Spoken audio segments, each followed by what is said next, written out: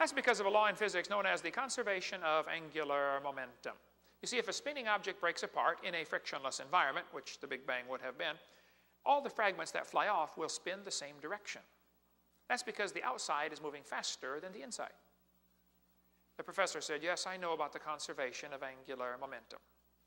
I said, well, good, sir, then I have a question for you. If the universe began as a swirling dot, Big Bang, like you said, would you please explain to me why 2 and possibly 3 of the planets are spinning backwards? He said, that's interesting. I said, no, that's more than interesting. That's kind of hard on your Big Bang theory. Not only that, at least 6 of the moons are spinning backwards, and some travel backwards around their planet. Why? He said, I don't know. Why do you think they're going backwards? I was hoping he was going to ask that. I said, well, sir, I believe it's very simple. You see, I believe in the beginning God created the heaven and the earth, and God did it that way on purpose just to make the Big Bang theory look stupid.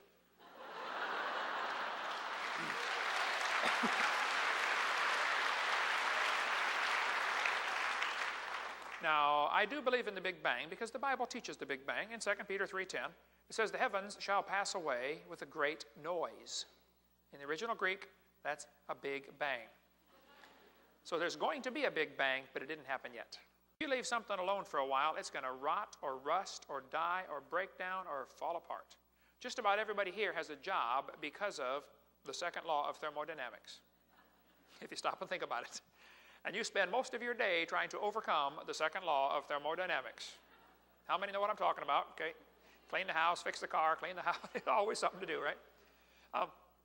The Bible teaches the second law. In Hebrews 1, it says, the heavens are the works of thy hands, they shall perish. They wax old as doth a garment. See, nothing gets better by itself. Take a look at your hairdo when you wake up in the morning. You will see exactly what I'm talking about. Everything tends toward chaos automatically, right? But the textbook says, oh, boys and girls, we're getting better. Humans probably evolved from bacteria that lived more than 4 billion years ago. Was your great-great-great-great-great-great-great-great-great-great-grandpa a bacteria? The evolutionists will say, well, now, Mr. Hovind, you don't understand. See, if you add energy, you can overcome the second law of thermodynamics. A person can walk into a room that's disorganized, and by adding energy, they can organize it. Well, I understand, but you have very flawed logic here. They'll say, the earth receives energy from the sun, and therefore the second law doesn't apply because the earth is an open system. Well, I understand real well, but you still have a flaw in your logic. You see, the whole universe is a closed system. For the earth to get energy from the sun has to lose it. So where did the sun get it? Secondly, adding energy is destructive unless there's a mechanism to utilize the energy. See, the Japanese added a whole bunch of energy to Pearl Harbor one day. They did not organize anything, did they? We returned the favor a couple years later and added a whole bunch of energy to Hiroshima and Nagasaki. And we did not organize anything over there either. The sun does add energy to the earth, I agree, but it's destructive. The sun's energy will destroy the roof on your house. And if you don't fix it, it'll destroy the entire house. If nobody was allowed to touch the highway system in California, nobody touch it for 200 years. Much of it you would not be able to find, and most of it you wouldn't be able to drive on in less than 100 years. It's all falling apart. The sun's energy will destroy the roof on your car. The sun's energy will destroy the paint job on your car. It'll destroy everything. There's only one thing that can actually use the sun's energy, and that is chlorophyll. If it weren't for chlorophyll and plants, the sun's energy would make the earth like the moon. And by the way, one plant cell is more complex than an entire city. And there are zillions of plant cells out there. This textbook shows the kids a fossil starfish. And it says, boys and girls, 3.4 billion years old, the remains of the early ancestors of modern human beings. They cut down a tree to print that book.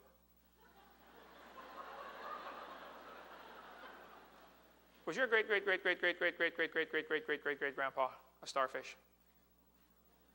I bet he could pick cotton like crazy. Okay, now please do not laugh at this next picture. This will be a picture of my brother when he first wakes up in the morning after his first cup of coffee. which apparently was a little too strong. By the way, we need to warn this next generation of kids. Kids, do not drink coffee. Because if you drink coffee when you're young, when you get married, your babies will be born naked. How many did not know that before? Come on now, be honest. There, 2, 3, okay. This will be my brother on the left. Now, please don't laugh. He can't help it. There he is, right there. Notice what the textbook says. Now, I didn't write this. I just took the picture from the book that you and I paid for, okay? Here's what it says. 30 million years ago. Now, kids, let me translate that for you. Anytime a textbook says millions of years ago, what it really means is long ago and far away. It means a fairy tale is coming next. That's your warning, fairy tale coming up. 30 million years ago, these critters evolved. Oh, there's that word again. You got to watch that word. It says they're ancestral to both humans and modern apes. Ancestors to humans. Grandpa? What big eyes you have, Grandpa. The better to see you with, my boy. You know, we've been teaching the kids they're nothing but an animal, and today a lot of them act like animals. Even Barbara Reynolds can figure it out. She's a liberal journalist. She said, your kids go ape in school. Here's why. He's being taught evolution. Johnny, you're an animal and share a common heritage with earthworms. You mean I'm just an animal? Okay.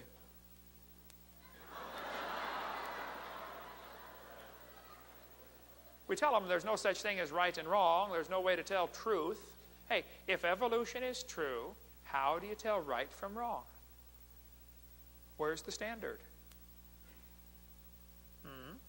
If evolution is true, what is sin?